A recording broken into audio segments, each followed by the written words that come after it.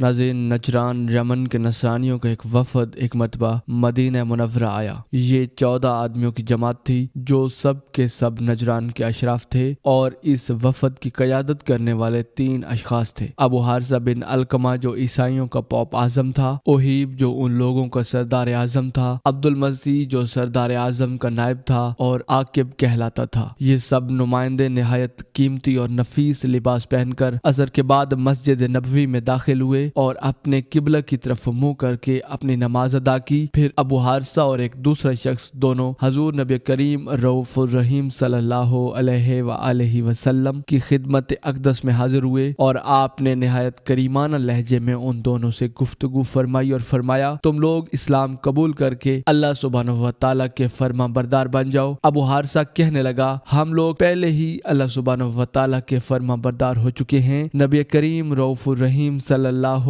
علیہ وآلہ وسلم نے فرمایا: تم لوگوں کا یہ کہنا صحیح نہیں، کیونکہ تم لوگ صلیب کی پرستش کرتے ہو اور اللہ سبحانہ و تعالیٰ کے لیے حضرت عیسیٰ علیہ السلام کو بیٹا کہتے ہو اور خنزیر کھاتے ہو۔ ابو حارثہ کہنے لگا: آپ لوگ ہمارے پیغمبر حضرت عیسیٰ علیہ السلام کو گالیاں کیوں دیتے ہو؟ نبی کریم رؤوف الرحیم صلی اللہ علیہ وآلہ وسلم نے فرمایا: ہم لوگ حضرت عیسیٰ علیہ السلام کو کیا کہتے ہیں؟ ابو حارثہ کہنے لگا: آپ لوگ حضرت عیسیٰ علیہ السلام کو بندہ کہتے ہیں، حالانکہ وہ خدا کے بیٹے ہیں۔ نبی کریم رؤوف الرحیم صلی اللہ علیہ وآلہ وسلم نے فرمایا: ہم یہ کہتے ہیں کہ حضرت عیسیٰ علیہ السلام خدا کے بندے اور اس کے رسول ہیں، اور وہ کلمت اللہ ہیں جو کنواری حضرت مریم علیہ السلام کے شکم سے بغیر باپ کے اللہ سبحانہ و تعالیٰ کے حکم سے پیدا ہوئے۔ ابو حارثہ کہنے لگا: کیا کوئی انسان بغیر باپ کے پیدا ہو سکتا ہے؟ جب آپ لوگ یہ مانتے ہیں کہ کوئی انسان بغیر باپ کے پیدا نہیں ہو سکتا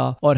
حضرت عیسیٰ علیہ السلام کا کوئی باپ نہیں، تو پھر آپ لوگوں کو یہ ماننا پڑے گا کہ ان کا باپ اللہ سبحانہ و تعالیٰ ہے۔ نبی کریم رؤوف الرحیم صلی اللہ علیہ وآلہ وسلم نے فرمایا: اگر کسی کا باپ کوئی انسان نہ ہو تو اس سے یہ لازم نہیں آتا کہ اس کا باپ خدا ہے۔ خداوند تعالیٰ اگر چاہے تو بغیر باپ کے بھی آدمی پیدا ہو سکتا ہے۔ دیکھو، حضرت آدم علیہ السلام کو اللہ سبحانہ و تعالیٰ نے بغیر ماں اور باپ کے پیدا فرمایا۔ اگر اس نے حضرت عیسیٰ علیہ السلام کو بغیر باپ کے پیدا کر دیا، اس میں تعجب کی کون سی بات ہے؟ حضور نبی کریم رؤوف الرحیم صلی اللہ علیہ وآلہ وسلم کی اس پیغمبرانہ طرز استدلال، حضور نبی کریم رؤوف الرحیم صلی اللہ علیہ وآلہ وسلم کے اس پیغمبرانہ طرز استدلال اور حکیمانہ گفتگو سے چاہیے تو یہ تھا کہ یہ وفد اپنی نصرانیت کو چھوڑ کر دامن اسلام میں آ جاتا، مگر ان لوگوں نے نبی کریم رؤوف الرحیم صلی اللہ علیہ وآلہ وسلم سے جھگڑا شروع کر دیا، یہاں تک کہ بحث و تکرار کا سلسلہ بہت دراز ہو گیا۔ تو اللہ سبحانہ و تعالیٰ نے سورہ آل عمران کی یہ آیت نازل فرمائی۔ اس آیت مبارکہ کو آیت مباہلہ کہا جاتا ہے۔ اے محبوب، جو تم سے عیسیٰ کے بارے میں حجت کریں، اس کے بعد تمہیں علم آ چکا ہو تو ان سے فرما دو کہ آؤ ہم اور تم بلائیں اپنے بیٹے اور تمہارے بیٹے، اور اپنی عورتیں اور تمہاری عورتیں، اور اپنے نفس اور اپنی جانیں اور تمہاری جانیں، پھر مباہلہ کریں تو جھوٹوں پر اللہ کی لعنت ڈالیں۔ قرآن کریم کی اس دعوت مباہلہ کو ابو حارثہ نے منظور کر لیا اور طے پایا کہ صبح نکل کر میدان میں مباہلہ کریں گے۔ لیکن جب ابو حارثہ نصرانیوں کے پاس پہنچا تو اس نے اپنے آدمیوں سے کہا کہ اے میری قوم، تم لوگوں نے اچھی طرح جان لیا اور پہچان لیا کہ محمد صلی اللہ علیہ وآلہ وسلم نبی آخر الزماں ہیں، اور خوب یاد رکھو کہ جو قوم کسی نبی برحق کے ساتھ مباہلہ کرتی ہے، اس قوم کے چھوٹے بڑے سب ہلاک ہو جاتے ہیں۔ اس لیے بہتر یہی ہے کہ ان سے صلح کر کے اپنے وطن کو واپس چلے جاؤ اور ہرگز ان سے مباہلہ نہ کرو۔ ناظرین، مباہلہ یہ ہوتا ہے کہ ایک میدان میں جا کر ایک دوسرے کے لیے بد دعا کی جائے۔ جو اللہ سبحانہ و تعالیٰ کے قریب ہوا، اس کی بد دعا دوسرے کے حق میں اللہ سبحانہ و تعالیٰ قبول فرمائیں گے اور دوسرے کو اللہ سبحانہ و تعالیٰ ہلاک کرے گا۔ صبح ابو حارثہ جب نبی کریم رؤوف الرحیم صلی اللہ علیہ وآلہ وسلم کے سامنے آیا تو یہ دیکھا کہ نبی کریم صلی اللہ علیہ وآلہ وسلم امام علی مقام امام حسین ابن علی علیہ السلام کو اپنی گود میں اٹھائے ہوئے اور حضرت امام حسن ابن علی علیہ السلام کو انگلی کے ساتھ تھامے ہوئے، اور سیدہ طیبہ فاطمہ الزہرا سلام اللہ علیہا اور مولا کائنات حضرت علی ابن ابی طالب علیہ السلام آپ کے پیچھے چل رہے ہیں، اور آپ ان لوگوں سے فرما رہے ہیں کہ جب میں دعا کروں تو تم لوگ آمین کہنا۔ اللہ اکبر۔ یہ منظر دیکھ کر ابو حارثہ خوف سے کانپنے لگا اور کہنے لگا: اے گروہ نثار فرمایا میں ایسے چہروں کو دیکھ رہا ہوں کہ اگر اللہ سبحانہ و تعالی چاہے تو ان چہروں کی بدولت پہاڑ بھی اپنی جگہ سے ہٹ کر چل پڑے گا۔ آیت مباہلہ اللہ اور نبی کریم صلی اللہ علیہ وآلہ وسلم کا حضرت امام علی مقام امام حسین ابن علی علیہ السلام، امام حسن ابن علی علیہ السلام، سیدہ فاطمہ بنت نبی صلی اللہ علیہ وآلہ وسلم، سیدہ فاطمہ بنت محمد سلام اللہ علیہا اور حضرت علی ابن ابی طالب علیہ السلام کو ساتھ لے کر جانا اہل بیت کی فضیلت اور اہمیت کو ظاہر کرتا ہے کہ جب نبی کریم صلی اللہ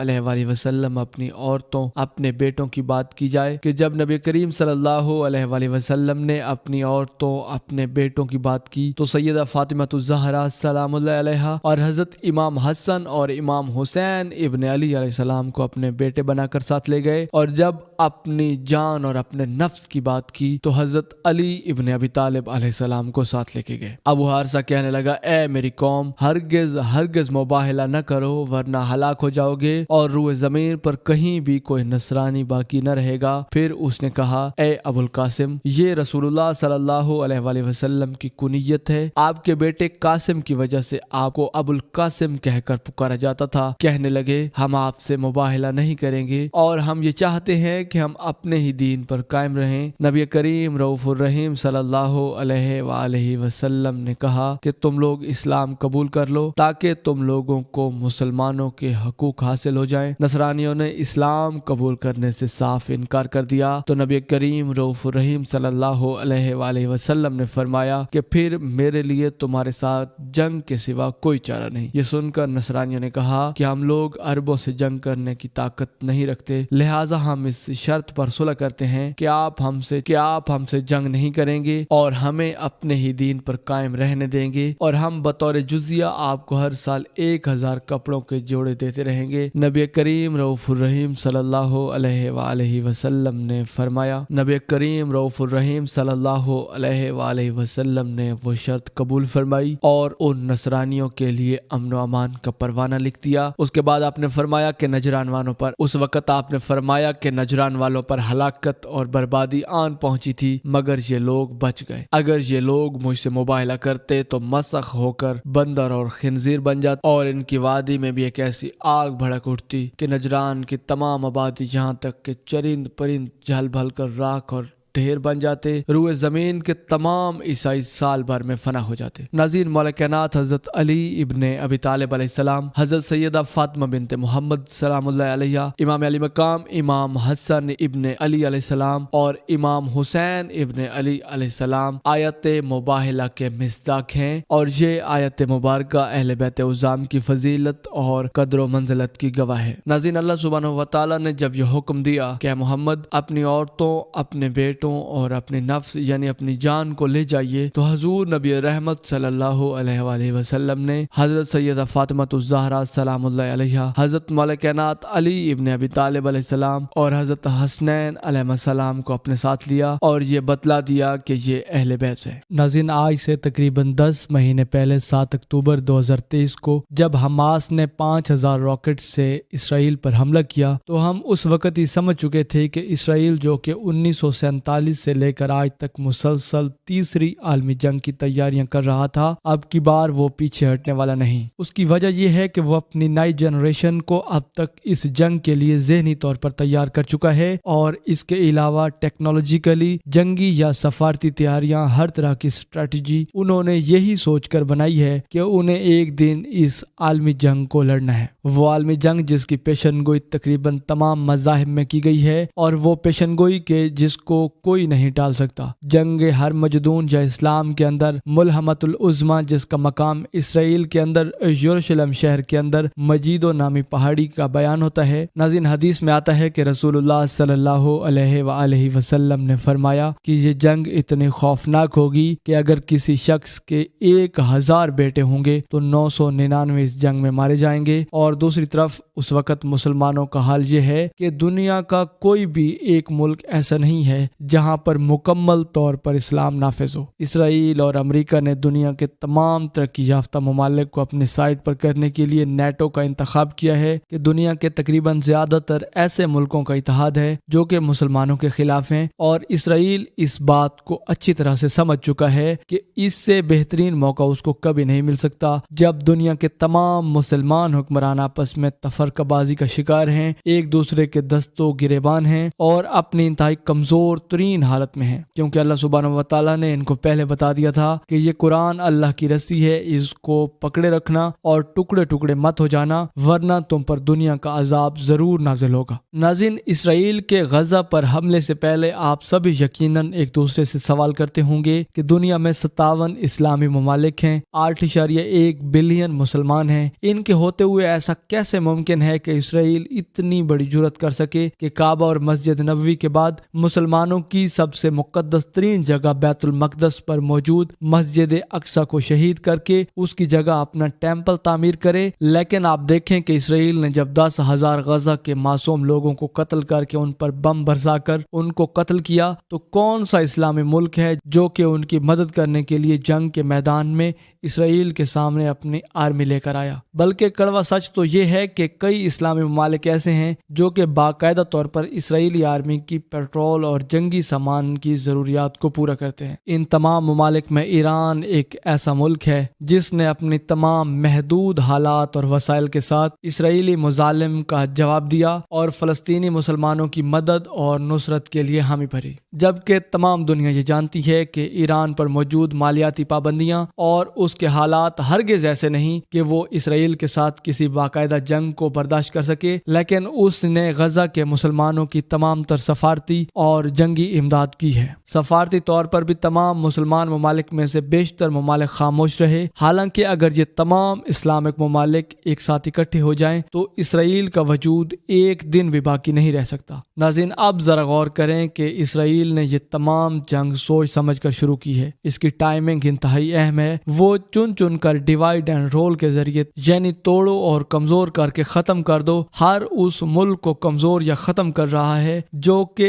इस आखिरी जंग में मुसलमानों का मसीहा हो सकता है। मिसाल के तौर पर इराक, ईरान, लबनान, मिस्र और सबसे बढ़कर फलस्तीन या फिर हमास और हिजबुल्लाह। नाज़रीन, इसराइल के मुताबिक इस टाइम में वो बिल्कुल तैयार है, क्योंकि उनके मुताबिक 2 साल पहले जो 5 लाल बच्चियां जिनको अमेरिका की रियासत टेक्सास से यहाँ पर लाया गया और ये तौरात के अंदर बयान की गई निशानी के मुताबिक थी, यानी उनका जिस्म पूरी तरह से बालों से लाल था। उन्हें बहुत जल्द मस्जिद अक्सा के सामने माउंट ऑलिव पर कुर्बान करके मस्जिद अक्सा को शहीद किया जाएगा और इसकी जगह तीसरी मर्तबा हैकल सुलेमानी को तामीर किया जाएगा और इसके बाद उनका मसीहा दज्जाल दुनिया के अंदर जाहिर होगा और पूरी दुनिया पर ग्रेटर इसराइल को कायम करेगा, जिसका नक्शा उनके पास मौजूद है। हालांकि यहूदी कौम भी इस बारे में डिवाइडेड है कि वो मसीह हैकल की तामीर से पहले आएगा या फिर उसकी तामीर के बाद। ये इस कुर्बानी की तहरीक के अंदर, जिसके अंदर तमाम रस्में, लिबास, लोकेशन, रबैक का इंतखाब, हैकल सुलेमानी का नक्शा, हत्ता कि हर एक तैयारी शामिल है। इन तमाम तैयारियों के साथ अपनी नस्ल को इस जंग की अहमियत और जंग के मुतालिक तैयारी करवाती आ रही है और अब उनके मुताबिक वो वक्त पूरा हो चुका है और हम एंड टाइम्स के अंदर पहुंच चुके हैं। और ये सब कुछ द टेम्पल एसोसिएशन के नाम की एक ऑर्गेनाइजेशन करवा रही है जो कि बनी इसी मकसद के लिए है। वेबसाइट के अलावा उनका अपना एक यूट्यूब चैनल भी मौजूद है जहां पर ये अपनी तैयारियों से मुतालिक पूरी दुनिया को अपडेट करते रहते हैं। हाल ही में इस चैनल पर एक नई वीडियो पोस्ट की गई जिसमें ये बताया गया कि लाल बच्चा की कुर्बानी और बाकी तमाम तर काम किस किस शख्स के जिम्मे होंगे। यानी इन शॉर्ट, बहुत ही जल्द हम मस्जिद अक्सा को शहीद करने वाले हैं और इसकी जगह पर हैकल सुलेमानी को तामीर करने वाले हैं। लेकिन कोई भी मुसलमान हमारा कुछ भी नहीं कर सकता। ये बार बार पूरी दुनिया को वीडियोस के जरिए पैगाम दे रहे हैं कि वी आर रेडी। ये बाकी दुनिया की हमदर्दियां سمیٹنے کے لیے یہ بھی کہہ رہے ہیں کہ پوری دنیا کو یہاں پر آ کر وزٹ کرنا چاہیے اور اس کے اندر وہ تمام معلومات موجود ہوں گی جو کہ ہیکل کے متعلق پوری دنیا کو جاننا انتہائی ضروری ہے، جو کہ ظاہر ہے بہت بڑا جھوٹ ہے، کیونکہ ایسا ناممکن ہے اور یہ قوم خود کو چوزن پیپل آف گاڈ یعنی خدا کے چنے ہوئے بندے مانتی ہے اور اس کے علاوہ باقی سب کو کیڑے مکوڑے سمجھتی ہے۔ اب اگر تاریخ کی بات مانے تو یہ بات سچ ہے کہ یہ قوم بنی اسرائیل کی صورت میں ایک وقت کے اندر اللہ سبحانہ و تعالیٰ کی لاڈلی ترین قوم تھی، لیکن اپنی نافرمانیوں کی وجہ سے اللہ سبحانہ و تعالیٰ نے انہیں بدل کر دنیا کی خلافت عربوں کو دے دی، لیکن ساتھ ساتھ سورہ محمد کے اندر